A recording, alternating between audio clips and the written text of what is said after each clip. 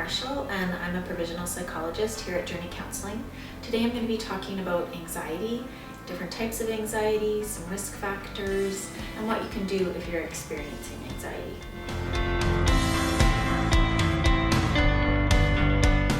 Anxiety is a part of the human experience, really.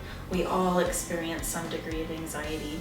And in many ways, the sort of anxiety response is an adaptive part of our existence. So if we are maybe preparing for a job interview or faced with a dangerous situation, a house fire, we really need the anxiety response to help us respond to the risk.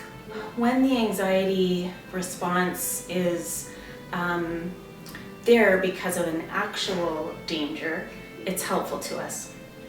Sometimes people experience anxiety when there isn't an actual threat, but we may think there's a threat or perceive a threat.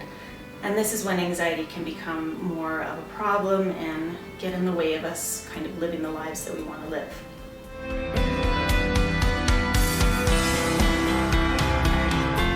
There's a number of risk factors that exist for anxiety, and very often when somebody ends up experiencing an anxiety disorder, there might be a number of risk factors at play. Some of these can be a history of trauma. Also, some personalities are just more prone to anxiety than others.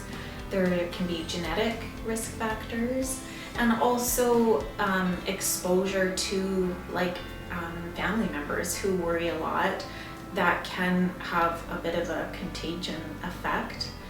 And then certainly stressful life events can be a risk factor for anxiety, and stress that compounds over time and that we don't get a break from is another risk factor for anxiety. There's some medical problems that lead people to have anxiety symptoms, and also some medication side effects can create symptoms of anxiety as well.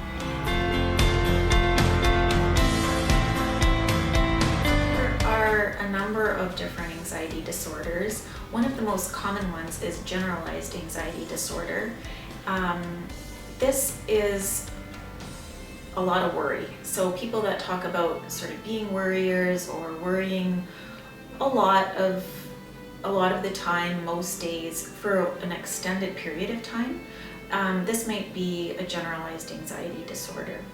Another common anxiety disorder is panic disorder, and this is where somebody will have experienced a panic attack, which is a terrible feeling experience of kind of being overwhelmed with symptoms related to that fight, flight, or freeze response. And it usually lasts about 20 minutes with kind of a peak in the middle and then a coming down period. But at that peak, people will often feel fearful that they're dying or that there's something seriously wrong with them. So that's a panic attack. And then if somebody becomes concerned about having other panic attacks and they find that they're avoiding potential triggers, then this is where it is sort of moving into more of a panic disorder. There's also specific phobias to a whole range of things. You've probably heard about agoraphobia or phobias of spiders or insects or related to the weather. There's many phobias. There's social anxiety disorder, separation anxiety disorders, obsessive compulsive disorders where somebody has either obsessions, repetitive thoughts, or compulsions, which is like impulses to carry out certain behaviors, or both obsessions and compulsions. And there's a number of other sources of anxiety and anxiety disorders.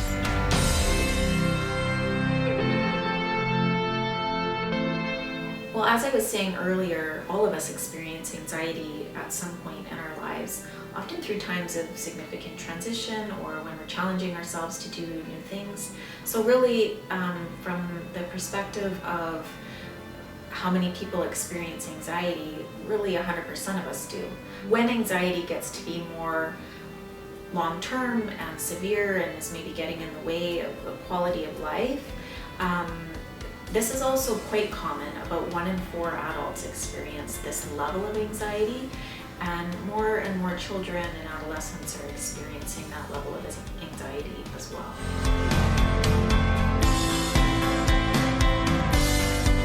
The good news about anxiety is that it is really treatable.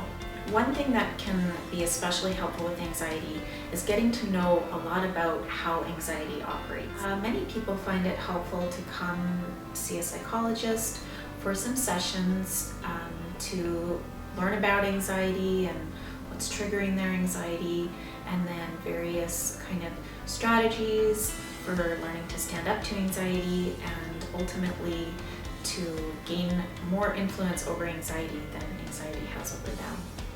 If you have any questions or concerns about anxiety or anything else, call Journey Counselling and book an appointment with one of our psychologists.